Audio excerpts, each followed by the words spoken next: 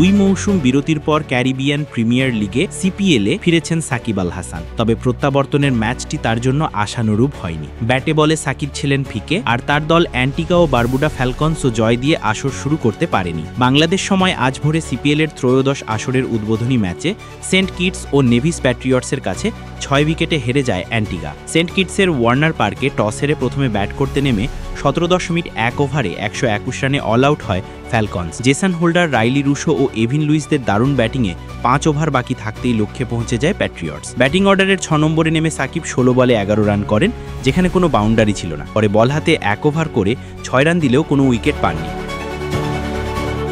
ইনিংসের এক পর্যায়ে 10 রানে থাকতে নাসিম শাহর বলে ক্যাচ দিয়েছিলেন সাকিব, কিন্তু ডিপ ব্যাকওয়ার্ডস ফায়ার লেগে জিতগুলি সহজ সুযোগ হাতছাড়া করেন। তবে জীবন পেয়ে সুবিধে নিতে পারেননি তিনি। কিছুক্ষণ পর ওয়াকার সালাম খেইলের বলে লং অফে হোল্ডারের হাতে ধরা পড়ে। অ্যান্টিগার ইনিংসে একসময় করিমা গোরের ঝোড়ো 50-তে 11 ওভারে 4 উইকেটে 94 রান তুলেছিল দলটি।